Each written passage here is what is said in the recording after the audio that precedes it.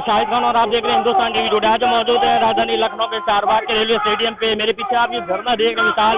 ये पुरानी पेंशन को लेके कई राज्यों के लोग मिलकर ये हुंकार रैली निकाली है। अभी एक और संगठन आया है, हमसे बातचीत करते हैं। सर क्या नाम है, कहाँ से आए? संजय कुमार मिश्रा।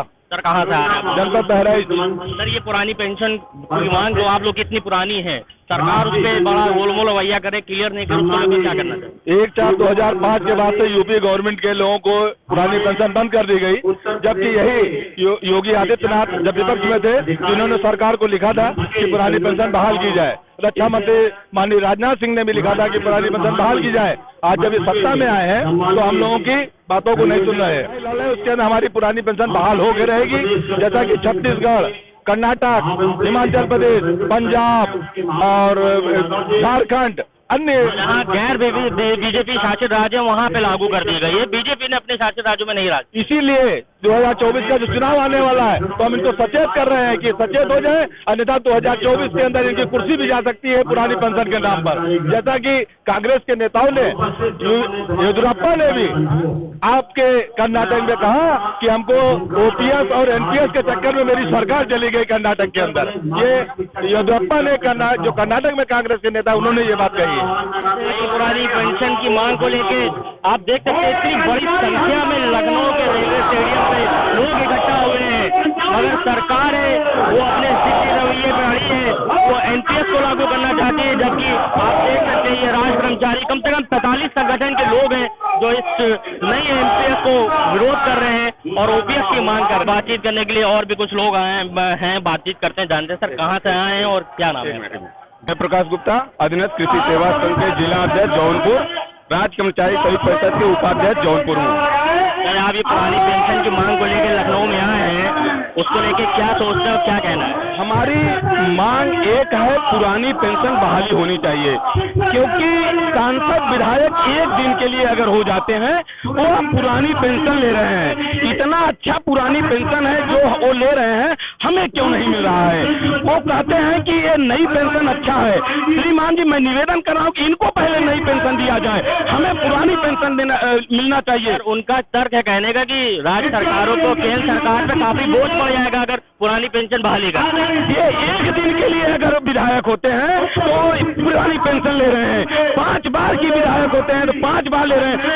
उनको लेने के लिए बोझ नहीं बन रहा है। हम 40 साल नौकरी करते हैं, हम कोरोना जैसे महाकाल में अपने जीवन को दांव पे लगा के पेंशन के लिए हमने सरकारी नौकरी करते हैं। हमें पेंशन देने के लिए इनको बोझ पड़ रहा है।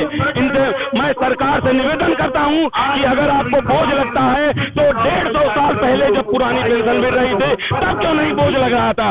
इसलिए हमारी पुरानी पेंशन हमें दीजिए, अन्यथा आप भी छोड़िए। क्या मेरा उनसे निवेदन। और भी कुछ लोग हैं, ये बताइए नई एनपीएस में और ओपीएस में क्या फर्क है? बहुत ज्यादा, जो ओपीएस है उनका अलग व्यवस्था है, उसमें ईपीएफ भी होता है और उनका ईपीएफ कटता है तो भविष्य में कभी निकासी भी हो सकता है। और दूसरी चीज एनपीएस में हमारा जो कटौती हो रहा है वो शेयर मार्केट में है। शेयर मार्केट में क्या हो जाता है जान रहे, अभी देखिए अडानी का सारा शेयर गिर गया था। अगर हो सकता है कि हमारी रिटायरमेंट में उसी समय हो तो हमारा सारा जीवन की कमाई एकदम जो है 0 बट्टा सन्नाटा हो जाता है। तो जैसे कि आपने सुना शिक्षकों का कहना, लोगों का कहना था कि जो पुरानी पेंशन है वो उनके हक की जो है, नई पेंशन वो इनके फायदे के लिए देखना। आइए और भी राज्यों से लोग आए हैं और अपनी हुंकार रैली में शामिल होना है। सर कहाँ से आए, क्या नाम है? जनपद शाहजहांपुर, मगरेला जिला अध्यक्ष, हाई स्कूल शिक्षक संघ शाहजहांपुर। सर कितने लोग आप लोग के साथ आए और जो मांग है आप लोग की बहुत पुरानी, लेकिन राज्य सरकार है, केंद्र सरकार है, सुन नहीं रही? हम लोग जनपद शाहजहांपुर से लगभग 500 लोग हमारे जूनियर हाई स्कूल शिक्षक संघ के पदाधिकारी और शिक्षक भाई बहने आए हैं और हमारी जो पुरानी पेंशन बहाली की मांग है, जब तक वो मांग हमारी पूरी नहीं होती है तब तक हमारा संगठन पुरानी पेंशन योजना बहाली संयुक्त मंच के तहत कार्य करता रहेगा और हम लोग अपनी पुरानी पेंशन लेकर ही रहेंगे। क्या कारण है सरकार जो बात नहीं सुनती? सरकार हमसे जीवन अपराध दे देते हैं, पूरा जीवन आजीवन, और उसके बाद पेंशन छीन लिए, वो तो पुराना का है हमारा। वो तो हमें मिलता रहा और बीच में मिलता हुआ आपसे लिया गया। ये तो एक बहुत बड़ा गलत है, अन्याय है। जो कर्मचारियों के साथ अन्याय, वो आप जो है 4-5 साल या 6 महीने में आप विदा की पुरानी पेंशन ले लेते हैं, लेकिन जो कर्मचारी जो आजीवन अपनी सेवा देता है उसके बाद उसकी पेंशन खत्म, ये कौन सा न्याय रहा? ये लड़ाई बहुत पुरानी चल रही है, बहुत दिनों से मांग हो रही है, लेकिन सरकार सुन नहीं रही है। आप लोग आगे क्या करेंगे अगर सरकार नहीं? अब हमारे एकता गए तो हम पूरा प्लेटफॉर्म पे आएंगे कि जो अब हमारी मांग बढ़ती जाएगी, जो समय होगा आंदोलन विफल होगा, आंदोलन बहुत विकराल रूप होगा, और जब आंदोलन का विकराल रूप होगा तो सरकार को ये मानना पड़ेगा कि पुरानी पेंशन उन्हें देनी पड़ेगी। सर, ये पुरानी पेंशन को लेके क्या कहना है?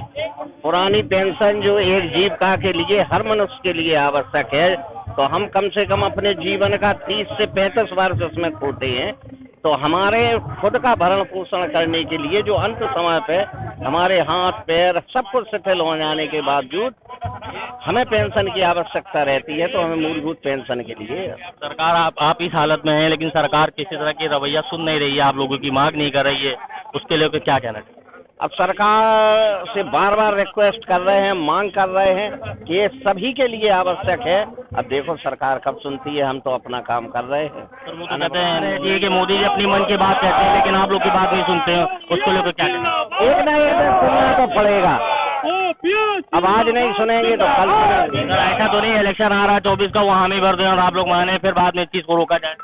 अब भरोसा तो देखो किया राजनीति जो राजनीतिक पार्टियां होती है वो इसी तरह के वादे करती हैं इलेक्शन के टाइम में, आप लोग ये बात को समझते हैं? नहीं समझते तो हैं, लेकिन फिर भी हम आशा करते हैं कि अगर दबाव में करेंगे तो इलेक्शन एक बार तो आते नहीं, इलेक्शन तो बार बार आए। हाँ, तो क्या कहना चाहिए? हम सोनभद्र से आए हुए हैं। सर, सोनभद्र से आप लोग आए, बहुत दूर दूर से और भी राज्यों के आए, कितने सर संगठन है मिलके ये पाए हैं उस हुनकार रैली में? लगभग कम से कम 25 से ज्यादा संगठन हैं, रेलवे से लेकर के चतुश्रेणी कर्मचारी तक के संगठन मिला करके संयुक्त मोर्चा पेंशन बहाली का बनाया गया है। अब आज के डेट में सभी संगठन एक होकर के पुरानी पेंशन बहाली के लिए आ चुके हैं और ये हुंकार रैली है। ये अभी एक ट्रेलर है, ये दिखाया जा रहा है कि सरकार सचेत में आ जाए और हमारी पुरानी पेंशन जो थी उसको बहाल करे। हम कोई नई चीज मांग नहीं कर रहे हैं, जो हमारी व्यवस्था है जो कि आप ले भी रहे हैं उसे हमें बहाल पुनः वापस दे दीजिए ससम्मान सहित। तो बीजेपी शासित राज्य में पेंशन नहीं लागू की गई, कांग्रेस गैर बीजेपी शासित राज्यों में लागू की गई, और बीजेपी वालों का कहना है कि अगर ओपीएस वो करते हैं तो उसमें राज्य सरकार और केंद्र सरकार पर बोझ पड़ेगा।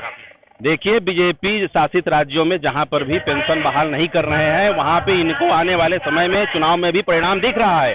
कर्मचारी, सरकारी कर्मचारी, राज्य कर्मचारी, केंद्र कर्मचारी एवं अधिकारी सभी मिलकर ही देश को चलाते हैं, और अगर ये पुरानी पेंशन बहाल जब नहीं कर रहे हैं तो उसका भी परिणाम इनको सामने दिख रहा है।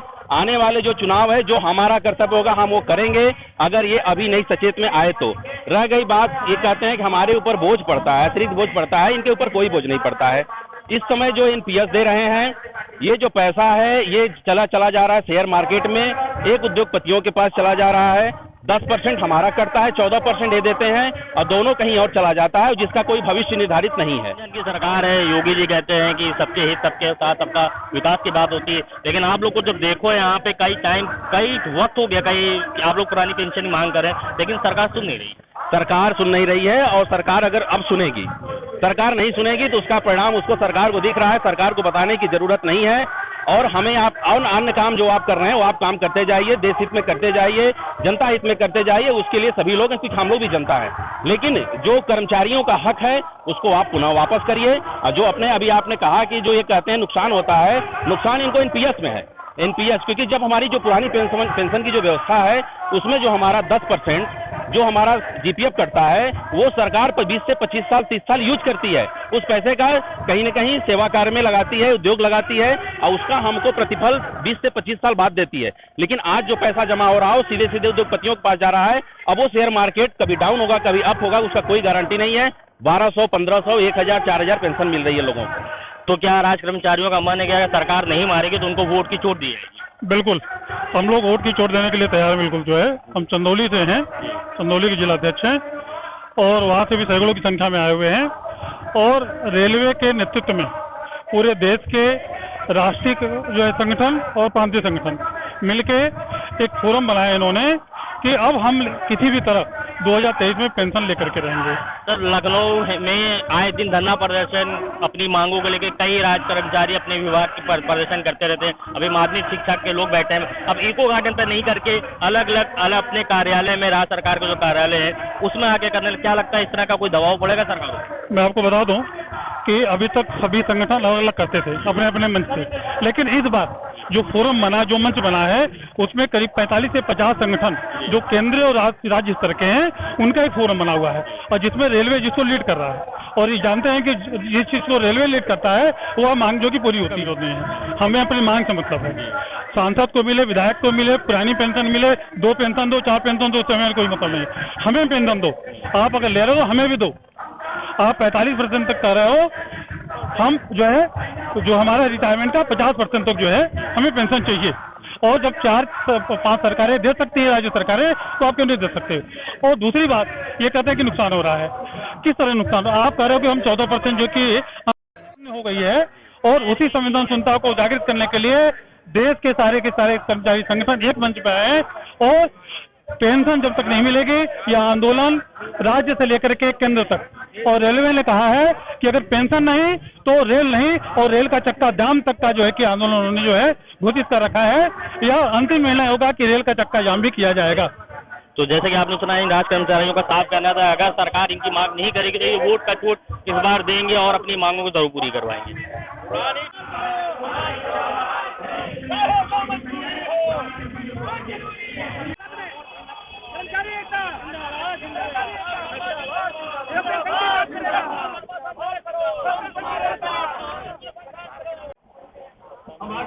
जैसे कि आपने सुना, इन राज्य कर्मचारियों की जो पुरानी पेंशन को लेकर जो हुंकार रह रही थी, उसमें कम से कम 45 संगठन के लोग इकट्ठा हुए और उन्होंने खुल के मांग करी कि जो ओपीएस है, जो इनका हक है, 40 साल तक अपनी सरकार को नौकरी देते हैं, उसके बाद सरकार उनकी जो ओपीएस की मांग है उसको ठुकरा रही है, एनपीएस को जबरदस्ती थोप रही है, वो एनपीएस लेने के लिए तैयार नहीं है। उनको सीधी चेतावनी दी, अगर सरकार उनकी ओपीएस की मांग को नहीं मांगती है तो आने वाले 24 के इलेक्शन में वो वोट की चोट देंगे, और जो सरकार इनकी ओपीएस की मांग करोगे उसके साथ खड़े होंगे। अब देखने वाली बात है मौजूदा सरकार इनकी मांगों को पूरी करती है कि नहीं करती है। लखनऊ से कैमरामैन फुरकान के साथ मैं मोहम्मद शाहिद खान, आप देखते हैं हिंदुस्तान टीवी।